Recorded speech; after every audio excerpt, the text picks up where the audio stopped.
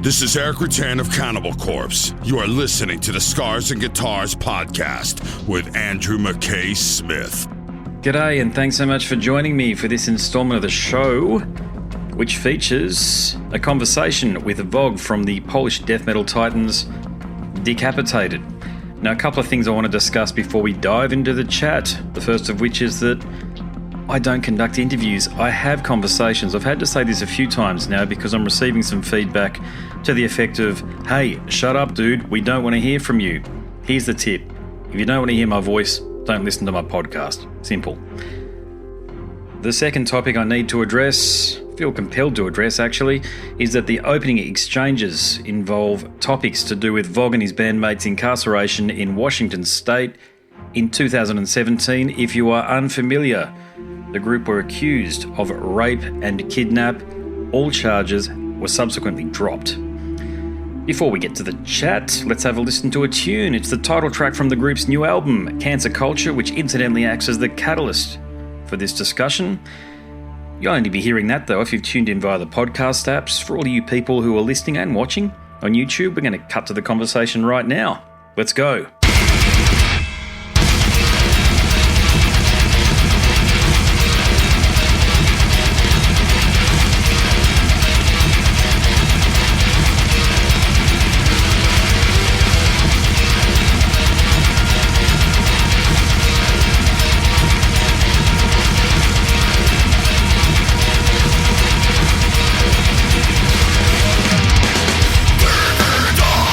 Until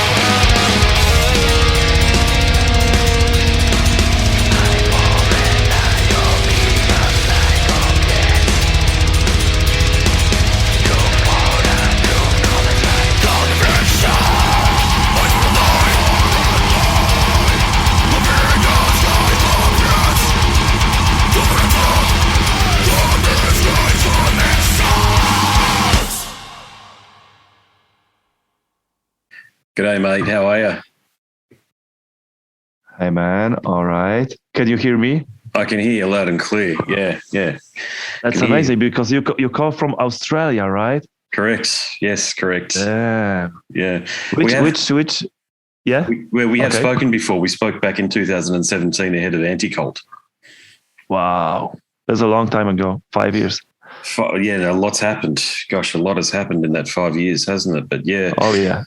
Yeah, I know. I was looking forward to catching up with you again, I've got to say. You know, I always, I'll open with this, I suppose. You know, given what you've been through, I distinctly recall thinking, and I remember speaking to, guys like Blitz from Overkill. We spoke about 2 or 3 months before the prison episode. And one of the conversations that you and I had before that went down was we were talking about it. We were exchanging stories about dropping our kids off to daycare. And wait. Dropping kids for the daycare. What does it mean? Daycare? Daycare, like childcare, where, childcare center or kindergarten. Okay. Kindergarten. And yeah. I remember saying to people that when all that shit went down and, people were writing things on the internet and stuff, and I was very vocal at the time, I said, there's no way you guys did that. And my understanding of that came from the fact that we'd had a conversation and you spoke to me as if you were a friend next door. It was a very regular conversation. I knew that you guys didn't have it in you then. Without knowing any of the facts, I understood. I felt like I could see your character and that you guys didn't do it. And I just think that the whole episode must have been so traumatic for you and your family. And I'm so sorry you had to go through that, because you're in a foreign country and they're frankly taking advantage of you. They don't have what we call a justice system. They have a legal system, and you can just accuse anybody of anything. They could have accused me of the same thing, and I would have been in the same position that you were in. So it's a very human thing that you're experiencing on that basis. So look, I hope I can give you that feedback. I just think that, for anybody to make an unsubstantiated allegation and for an innocent party, yourselves to be locked up, I just can't imagine how difficult that would have been for you guys and of course your families, the suffering that they went through. Thank you for saying that. Yeah, it really was like really painful process and really dramatic, and just like it's hard to imagine if you are not in this kind of situation how it was, how it is in reality. Like if you are suddenly going for something which is such a scary thing, because it was a scary thing, like facing is the worst thing, because you're facing this kind of charges that are crushing your whole career and your personal life. Plus that's the one side, and the other side is you're facing like long time in prison if something goes wrong. Like it's so abstract that being in the court, in the big courtroom, in the front of all those people you're seeing for the first time in your life, like judges and prosecutor, and facing this, and like the people they talking some things about you didn't do, and they try to put you for a prison, like the worst people on the planet, and you feel like you say to yourself like, what the hell, where I actually am, if it's just like a kind of dream right now, or is just a real things going on. It was really irrational experience, and then all these days in a jail, and all these months after, and it was very traumatic, and really just unbelievable. But you have to know, right now we feel all way better than than during this, because it was already a few years, and we've been working hard to go out from this in every possible way. Yeah. And so right now we have a new album. We have stability in our families, and we start to actually like forgot about it. Forget. Okay. Yeah. And so we are on the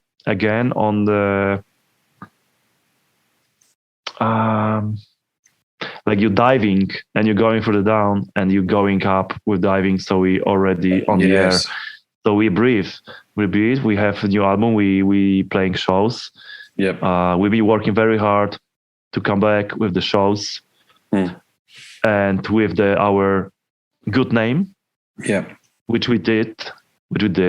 We take our lesson. We trying to just going forward without any mistakes, to do just good decisions for life, and looks like it's going really, everything is going to the right direction. Amazing lineup and great album, and we just did amazing tour in UK with full venues. So it's all good right now, I have to say. It is all good on the basis, certainly, of what I'm hearing here with cancer culture. But just one more question about what you went through in Washington.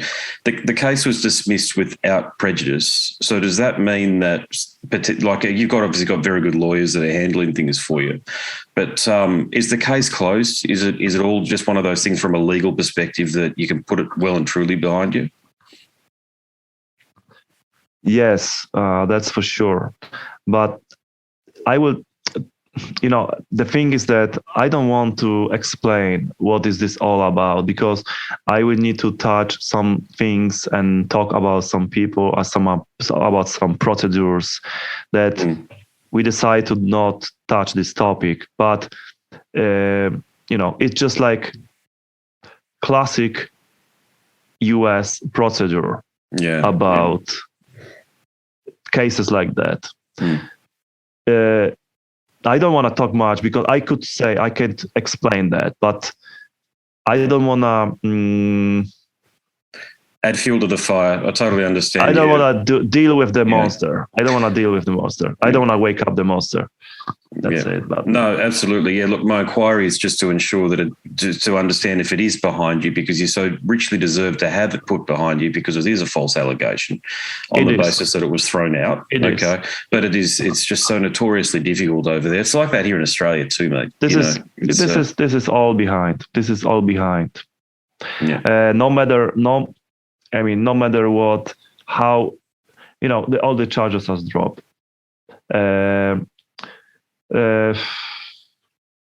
What I can say, this is all behind. All charges are dropped. If imagine US system. Imagine US being in US jail and with 4 guys who really did it. Do you really believe they will let us go like that? Yeah. I don't think so. No. So that's it. I could go with that, but this interview shouldn't be about the lawyer, the law case in US.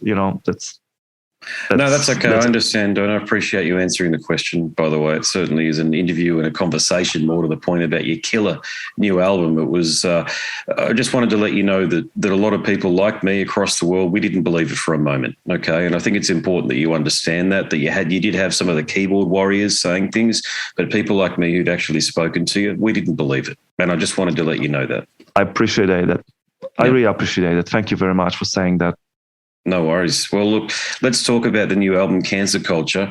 Look, it is the name. I love the name, by the way, Cancer Culture. I've had to almost stop myself from saying cancel culture, but Cancer Culture is the name of the new album. And look, after everything that you've been through, and you've had a lot of ups too, that you've been in Machine Head. There's been a lot of really cool things that have gone on. Look, is it a relief that you've got the album out now, or is it something deeper?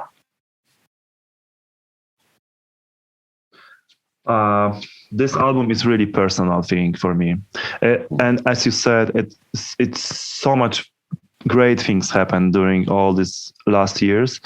I mean, I don't talk about COVID, of course, but even in COVID, the great thing happened that I had so much time to create new songs. And I believe that because we couldn't play the shows and couldn't be on tour, it gives me so much time that it really make those songs better, because I could focus way more, spend proper amount of time to create the riffs, listen them again and again for 1,000 times, working for riffs for 1,000 times as I finally decided this is something I want to put on the album. I never since 20 years I didn't have that much time to create the music that now. So even COVID got some little positive things. And Machine Head, the offer from Rob was amazing. As a fan of Machine Head, I was like, couldn't even dream about things like that. And experience that I had from them, from the guys from Machine Head, and touring with them, and watching one of my favorite musicians and playing one of my favorite album, Burn My Eyes, every night was something which like I couldn't asking for, and that was such an amazing experience and makes me being a better musician right now for sure. Better musician, better human being, better leader for my own band, stuff like that. And yeah, we create amazing album. It's going to be out very, very soon, 27th of May. There's so much riffs, so much great solos, so much great ideas, amazing production. We've been working with one of the best producers right now, with David Castillo, with Teddy Hansen. Mm-hmm. I'm really satisfied about that album. It's a really personal album. I put all my emotions. You've been asking me about these things from Washington, and you can maybe imagine how much things been mixing in my head, in my mind during all those crazy moments, and then after, and also even with the COVID, plus the thing that I just became a more experienced musician and composer for sure. Talking about all these melodies, all this back into the melodic stuff we never play, like since first album even. There's a lot of things to talk about, Yeah. Talking about the musical side of this album, like so many diversity, so many different flavors. Sometimes really lots of aggression, lots of sadness, but then some of beautiful moments like Hello Dev, like Rob Flynn's part singing in Iconoclast. And this album represents a lot of different emotions, and I'm really proud of that. I'm really happy that I could release all these feelings, and feels actually better right now after that. And it feels great to share that with the people, because this album is like more like a sharing your personal emotions to someone that you can trust, kind of. I bet. Yeah, definitely. Yeah, you've knocked it out of the park. I love your solos too, by the way. I think your solos, you've really, I'm not going to say stepped up. I loved what you did with Anti-Cult, and I gave you feedback back when that was released, that I really think you're stepping into sounding more like Vogg, if that makes sense. You've always had your own style, but it's truly identifiable at this point in time. But, yeah, because I didn't try to show something like my skills or how good I am or wherever, how bad I am. But it was more like just natural playing, natural talking about solo parts, for example. It was just like a natural fulfill the riffs, just putting another structure on the top of the song. Nothing like too much, Yeah, it's perfect just blend. to be yourself. Be yourself, yeah, exactly. And you had Tatiana from Ginger helping you out on the track "Hello Death," which I think is a single, if I'm not mistaken. Now, did you write that track with her in mind specifically? No, really. I have a demo version of that song, and I've been listening Ginger quite often for the last few years, because in my opinion, it's a really, really great band. They creating really nice, beautiful music.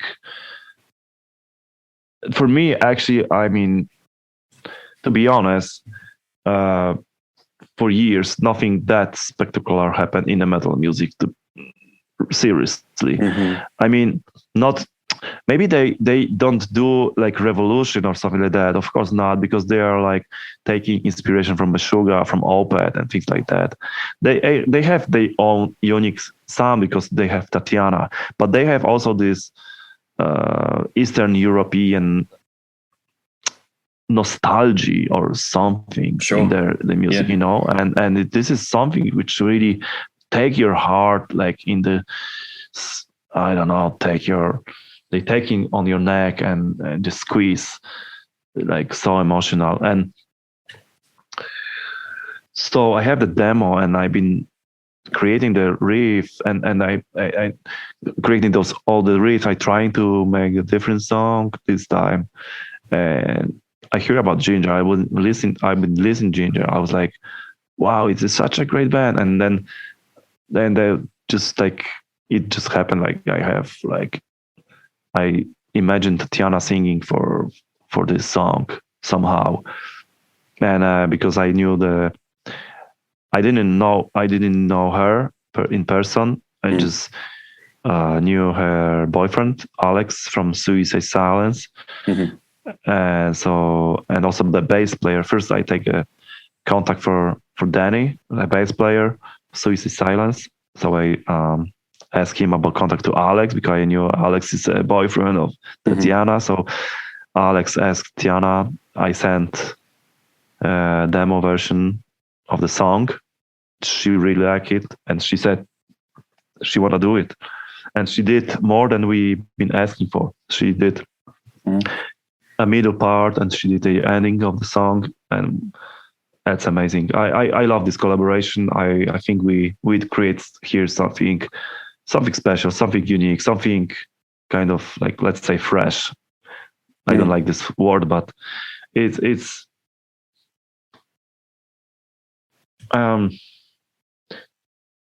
it doesn't happen too often. I think I don't see much of death metal bands like asking about the female vocals, in the song. I mean, I wish to see the Cannibal Corpse do that, or or maybe Morbid Angel. Morbid Angel. That'd be very interesting. Hey, another question I've always wanted to ask you is, I know for a fact that you were, I think you were either asked to join Morbid Angel, asked to apply for Morbid Angel, or you were even in Morbid Angel. I've heard 3 different versions of the story. Can you tell me already? That's amazing. Well, I've spoken to the guys in the band about it, so I know how close you were to actually being a member of the group. But could you tell me the story? Oh, well, it was quite a long time ago already. It was about 2000. I think it was about 2008. I think, wasn't it? Yeah, something like that. 2008. Yeah. Not long after the accident when Vitek passed away, and I've been just like flowing somewhere between. I didn't know exactly what to do with myself during these days, because I still didn't make the decision about come back with Decap with the totally different lineup. So I was just somewhere there in my hometown and thinking about what to do next in my life. And the Morbid Angel was always my favorite band. So I was like, well, maybe I could try. I don't know if I hear about some auditions for them, or something like that. I don't remember exactly, but they probably been looking for the guitar player. Yeah, probably there was some kind of audition. I wasn't actually these days. I wasn't experienced in do things like in a proper way, if you know what I mean. Like I didn't know like how to. I remember I called manager, but I wasn't experienced with. I could play guitar, but nothing else. Like like set up the meeting, like talk in the proper way about things about like logistic, like how to do in a like smart way. Like how you imagine to do that if you are in Poland and they are in Florida. I mean, maybe these days will be easier than back in the days. I don't know, but still. I've been record. I think I remember I record 1 or 2 songs and I sent to them. I think it was something from the Covenant, probably Rapture or God of Emptiness and Word of Shed. Yeah, something like that. And I remember I talked with manager. I remember I record the tracks and sent to them. And maybe I'm not sure. I think I was close. Probably I was close to get to the band. It would be amazing, but I don't want to say it because I heard some rumors about like the Punchy Gonzalez, the sound engineer. Yeah, the sound engineer didn't really like me because I'm not surprised he didn't like me because I have so much bullshit stories like together with Nile guys and he being a sound engineer of Nile and we've been touring with them and it's like we've been different people, we've been younger, we do some party all the time, drinking and like weed, smoking and things like that. It's just like stupid young metal heads and don't do anything like it's supposed to be done like in profit. I wasn't like a pro player. Okay, I wasn't like a pro. I can say that I don't have anything to lose to saying that I wasn't a pro musician. Like I was pro playing guitar. I was one of the best rhythm guitar player for sure. Yeah, but amazing. But like I was like just like a little bit out of control dude who cannot be a part of the professional team, if you know what I mean. So probably that's because of this, like maybe some kind of my attitude back in the days wasn't like acceptable for the for the team like Morbid Angel or whatever like that. I don't know what kind of story you hear about that, but some of my friend tells me that maybe some guys from the crew, maybe Punchy or someone like wasn't like agreed, like say like I'm not the right person right now. I'm not ready as a as a team member for the band. But I think I heard the same thing. Yeah, it was I think it was you and Bill Hudson at the time, because Bill Hudson, he's working with David now in the I Am Morbid thing. But I think I think the feedback was the same, if I'm not mistaken. I have to go back and listen to my recordings, but it was with both of you, both perfect players, but maybe just won't blend. Like it's not the right time. That's what I think. That's what I heard. So, but I think in both of your cases, mate, it was probably for the best, because things in Morbid Angel since then have been quite choppy. It's fair to say. I've loved. Yeah, right. Yeah, I mean, it would be great. As talking about like I love the music and come on, Morbid Angel. I think it's still the best death metal band. Like we have a Cannibal Corpse, all right. We have a I don't know all those bands, but I'm a D-side. I love D-side. I love Cannibal Corpse, all those bands, Suffocation. But Morbid Angel was something like another level completely. Like talking about the music. Yeah, I agree. It was for me. It was number one and still is. No, I definitely agree. Yeah. So if they're listening to this, maybe I can join right now. I'm ready. if they want to continue right now, come on. Yes. I have a message for Trey. Come on, you are the best guitar fucking player and best death metal composer. Please come back and. I mean, I've spoken to his mum. I've spoken to his mother. So I've got because you can't interview him. He won't do interviews. So I had to speak to his mother about him. And his mother's given me a lot of deep insight into his persona. and Okay. he's pretty. This is out there now, but he's actually got autism. Do you know what that is? You know what autism is? I don't know what the Polish equivalent word is. Sorry, but I know that. I know autism. I know. It's you can live. It's touching the people, like they can really intelligent people, but it's really they struggling every day. And I think right now in Poland, it's more like a society fighting for the rights for those people with autism.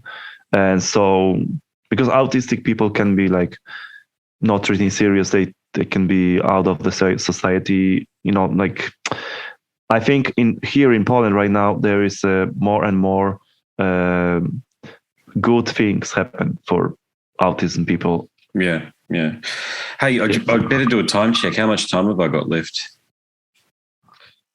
I like to, that's something wrong with me in here, because I have like about 30 minutes and I can speak with 1 hour, and I still feel like it's just like a 10 minutes. I don't know. It's never enough time.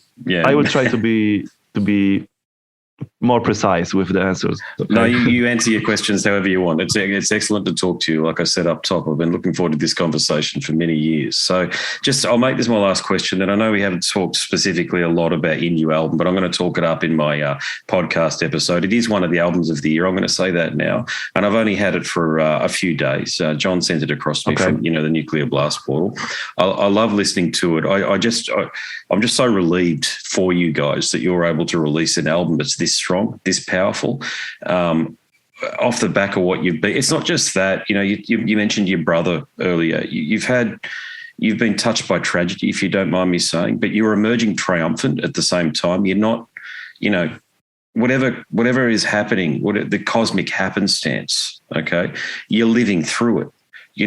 We talk about this, the difference between fate and destiny. This might have been your fate, but your destiny is actually over here to be one of the globe's most recognizable and identifiable death metal bands. So congratulations for doing that. Thank you so much. Thank you for saying that. I really appreciate that the people from all the world can see that we've been facing really hard times in this band. Here, story on this band is full of accidents, death, tragedy, prison, and everything you can imagine. But we still try to keep going, and somehow we are maybe the example of the band that trying to show people to don't give it up, to never give it up. If you believe what you're doing and you are a good person, nothing wrong can happen to you. So it's not meaning that we are the strong men or like not emotional people or wherever. We, all of us, my friends, me and myself, my friends in the band, they've been struggling really bad times.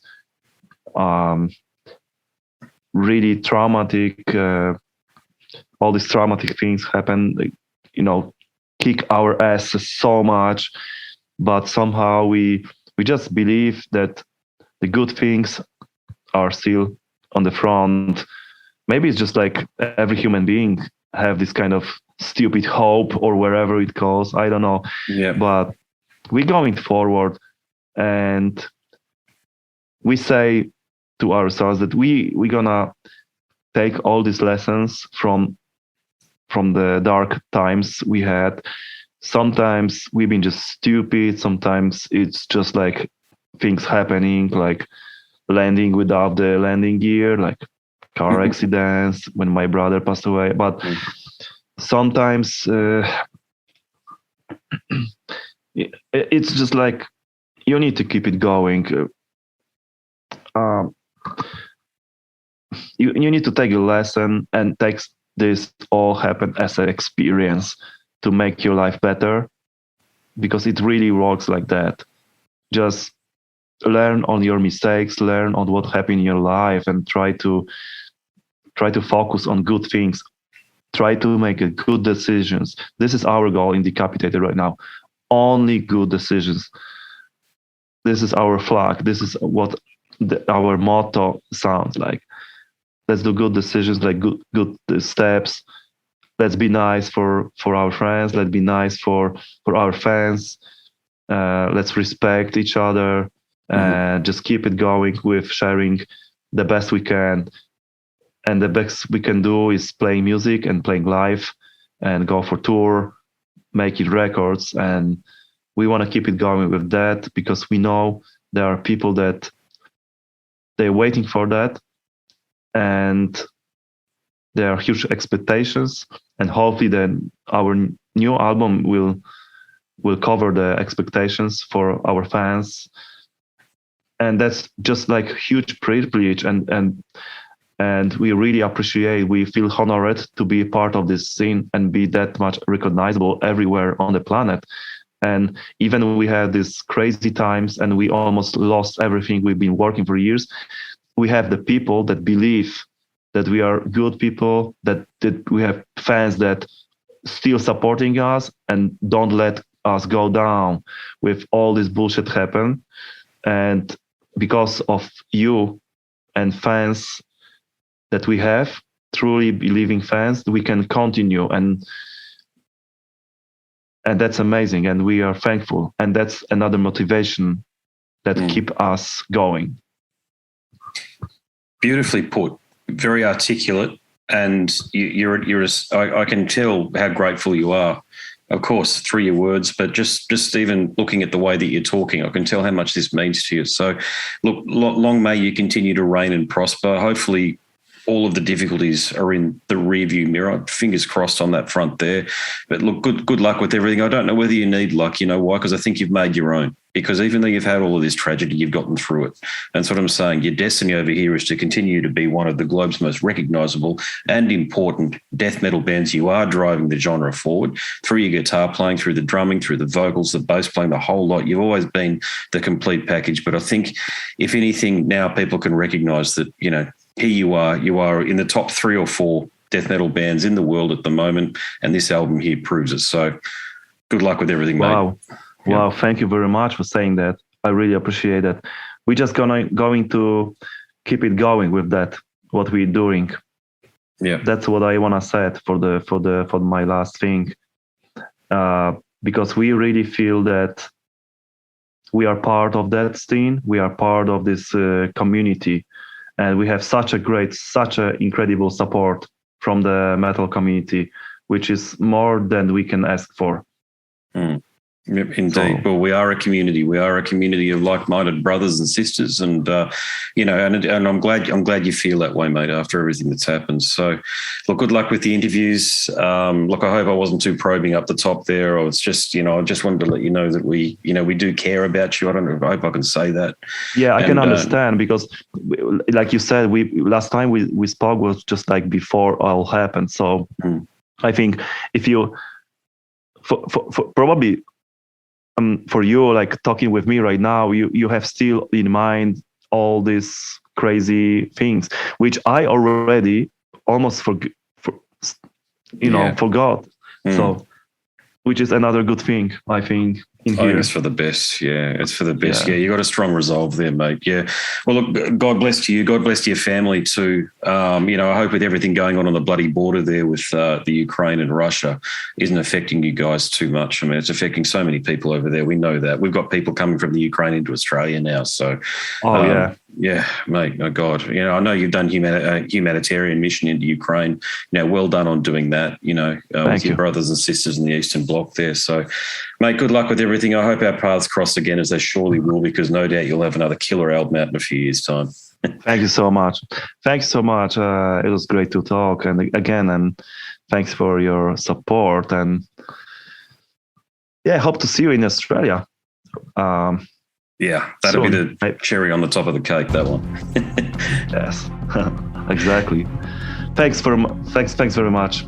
Thanks, mate. Okay. God bless. Thanks a lot. Cheers. Cheers, man. Catch ya. Well, that's it. Another episode done and dusted. Thank you very much to Vogg once again for his willingness to go there during the opening exchanges and discuss that terrible situation that he found himself in 2017. Now, I've got a book out, so I'd appreciate it if you could stick around and have a bit of a listen as to why I feel that you too should be a proud owner of my book. I've only got e-versions left these days, all the print copies sold, but look, if enough of you out there hit me up and say, I want a print copy, maybe, just maybe, I'll go to the printer and I'll print up some more. My name is Andrew Mackay-Smith and I'm the host of the Scars and Guitars podcast. Until next time, it is a very goodbye for now. This is Eric Rattan of Cannibal Corpse. You are listening to the Scars and Guitars podcast with Andrew Mackay-Smith. I've been the host of the Scars and Guitars podcast since 2017. The first musician I interviewed for the show was David Vincent from Morbid Angel, and things have just snowballed from there. In all, I've posted almost 650 podcast episodes featuring conversations with many of the leading lights of rock, heavy metal, and beyond. It just got to a point where I thought, I need to write a book about all this, so that's exactly what I did. In Scars and Guitars Volume 1, you'll read a heap of deep reveals and commentary, such as Des Fafara talking about Coal Chamber and why the band will never return. You know, if you're a band just starting out, you need to hear me. Do not start a band with partners.